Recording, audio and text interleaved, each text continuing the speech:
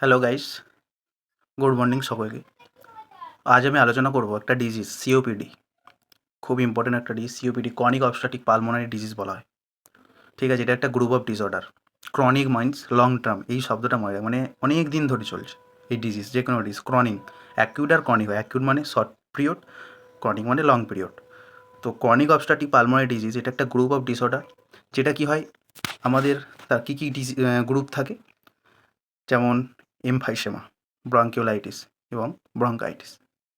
ঠিক আছে, এটা হচ্ছে গ্রুপ অফ ডিসঅর্ডার, যা আমাদের স্মল এয়ারওয়েগুলো অবস্ট্রাক্ট হয়ে যায়, যা শ্বাস নিতে প্রবলেম হয়। ঠিক আছে, শ্বাসকষ্ট হয়।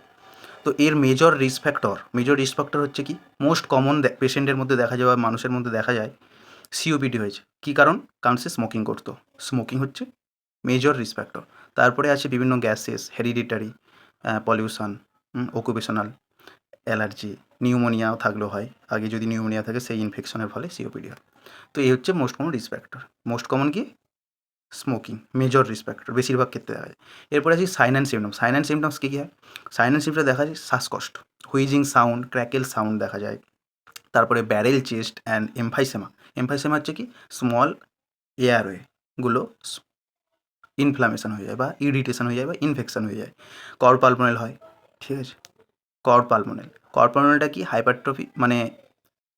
Hypertrophy of fellow right ventricular heart.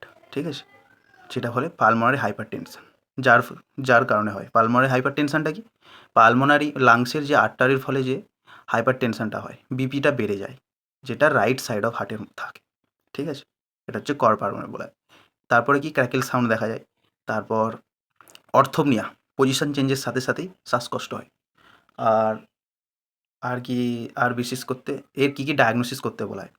ডায়াগনোসিসের মধ্যে ব্রঙ্কিওস্কোপি করতে বলা হয়, এবিজি করা হয়। এবিজি হচ্ছে আর্টেরিয়াল ব্লাড গ্যাস, যেটা যার না অপর নাম অ্যালেন টেস্ট। এটা বেড সাইডে করা হয়, রেডিয়াল আর্টারি থেকে করা হয়। ঠিক আছে, এর মধ্যে আপনার পিএইচ, পোটেনশিয়াল অফ হাইড্রোজেন ব্লাডের কত আছে, অক্সিজেন, বাইকার্বনেট এবং কার্বন ডাইঅক্সাইড এবং বিভিন্ন ইলেকট্রোলাইটসের পরিমাণ কত ব্লাডের মধ্যে আছে তা ডিটেক্ট করা যায়। আর বিশেষ করে এই সিওপিডির ক্ষেত্রে রেসপিরেটরি অ্যাসিডোসিসে চলে যায়, সেই জন্য এবিজি করা হয়। অনেক কিছু ইলেকট্রোলাইট এবং এই সমস্ত ডিটেক্ট করা যায়। তারপরে ক্যাপনোগ্রাফি করা হয়। ক্যাপনোগ্রাফিটা কী হচ্ছে, আমাদের ইনহেল আর এক্সহেল করছি যে আমরা নিঃশ্বাস প্রশ্বাস, তার মধ্যে কার্বন ডাইঅক্সাইড আছে, সেই কার্বন ডাইঅক্সাইডটা মনিটরিং করার জন্য যে টেস্ট করায় সেটা হচ্ছে ক্যাপনোগ্রাফি। ঠিক আছে, আর ব্রঙ্কোস্কোপি কি, ব্রঙ্কোস্কোপি হচ্ছে ব্রঙ্কোস্কোপ। ঠিক আছে, এক্সামিনেশন ব্রঙ্কি, আমাদের যে লাংসের মধ্যে ব্রঙ্কিগুলো থাকে সেগুলো এক্সামিনেশন করা হয় এই ব্রঙ্কোস্কোপির সাহায্যে। এটা হচ্ছে ব্রঙ্কোস্কোপি। তো এই অ্যাসেসমেন্ট করা হয়। তো এরপর মেডিকেল ম্যানেজমেন্ট কী করব? ম্যানেজমেন্ট, বিশেষ করে হসপিটালে যদি এই সমস্ত পেশেন্ট থাকে, অবশ্যই অ্যাজ এ নার্স হিসাবে তাকে হাই ফলোয়ার্স পজিশন দিতে হবে, অ্যাবাভ 60 ডিগ্রি অ্যাবাভ। ঠিক আছে, হাই ফলোয়ার্স পজিশানে রাখতে হবে। O2 নাসাল ক্যানুলা থেকে মধ্যে চলবে 1 to 2 লিটার পার মিনিটে। ঠিক আছে, চেস্ট ফিজিওথেরাপি করতে বলা হয়। এটা বিফোর মিলের লাঞ্চ টাইমে 2 থেকে 3 ঘন্টা এবং আগে এবং 2 থেকে 3 ঘন্টা পরে করাতে পারেন।